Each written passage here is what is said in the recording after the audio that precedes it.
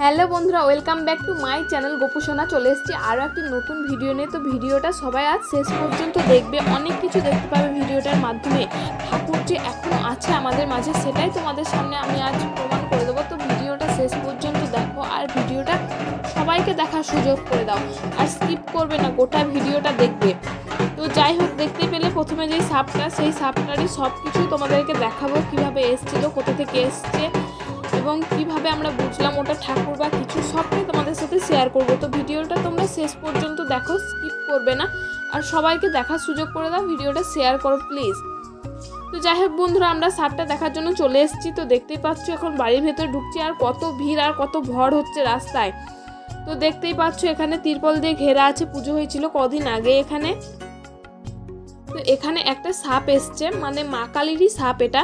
তো যাই হোক এসছে, তো সেটাই আমরা দেখতে এসেছি। তো দেখতে পাচ্ছ এখানে 5টা ঘট 12 মাস ভরা থাকে, আর প্রতিদিন পুজো হয়। আর মা কালীর যে কাঠামোটা এখানে রাখাই থাকে, ওই পাশে দেখতে পাচ্ছ যেখানে ওই 3টে ডয়ার আছে, এই ডয়ারের পাশেই সাপটা আছে। তো সাপটাকে বেদেরা এসেছিল ধরে নিয়ে যেতে, তো বেদেদেরকে ধরতে দেওয়া হয়নি, কারণ এই সাপটা যখন আসে তখন বাড়িতে দেখতে পেলে প্রচুর ভর হচ্ছিল।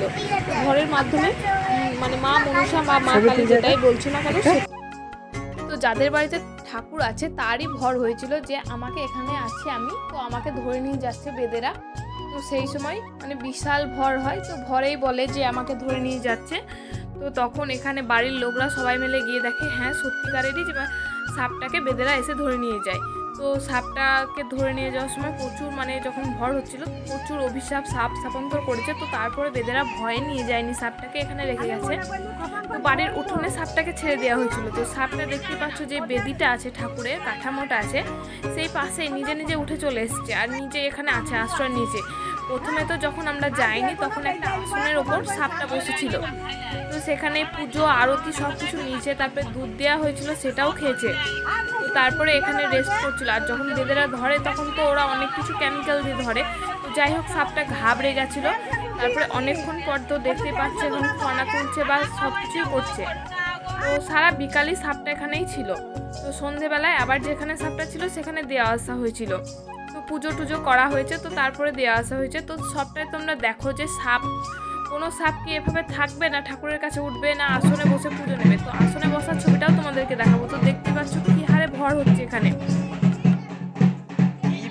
চরমতর ভর হয়েছিল, মানে বিশাল ভর আজকের ভরটা। তো গোটা ভিডিওটা তোমরা দেখো আর প্রচুর প্রচুর শেয়ার করো ভিডিওটা।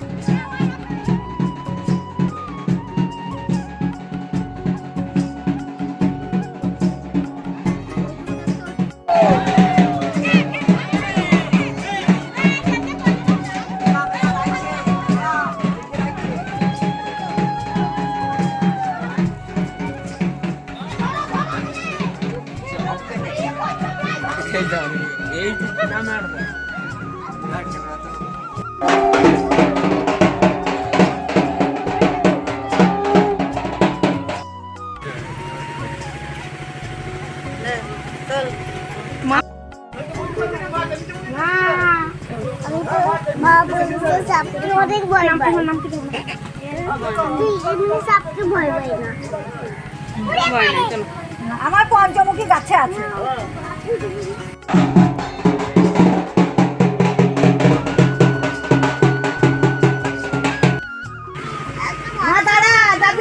আমি তেল কিন্তু দেবো, তবে কি যাবি কিন্তু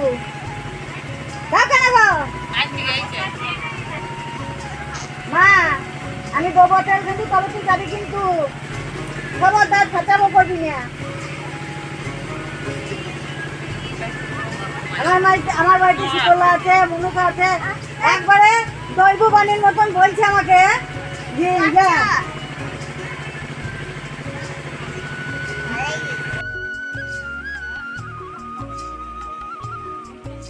দেখতেই পাচ্ছে ঠাকমা ওখানে বললে যে তেল সিঁদুর দেবে, তো বাড়ির লোককে জানানো হলো। তারপরে বাড়ির লোক কাপড় টাপড় ছেড়ে এখানে আসলো, তো তারপর তেল সিঁদুরের ব্যবস্থা করে দিল। তো তারপরে এই দেখো ঠাকমাটা চাইছে, তো ঠাকমাটা কীভাবে তেল সিঁদুর দেবে আর সাপটা কীভাবে নেবে সেটা শুধু দেখবে। কারণ অন্য সাপ হলে কি তেল সিঁদুর নেবে বা কিছু ফোনা তুলবে বা কিছু করবে, তো কিচ্ছু করেনি।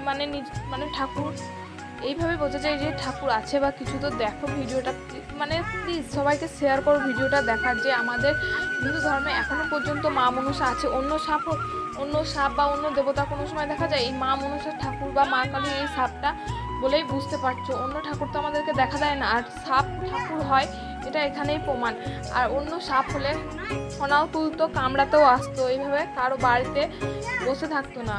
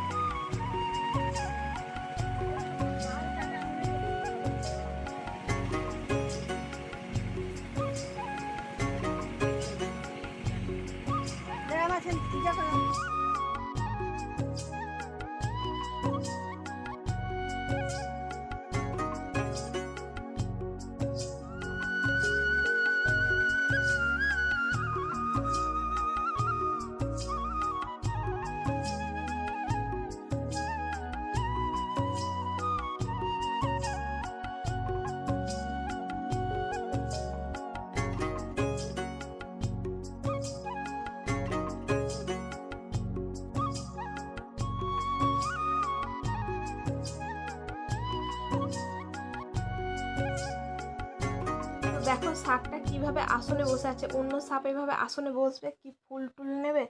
তো দেখতেই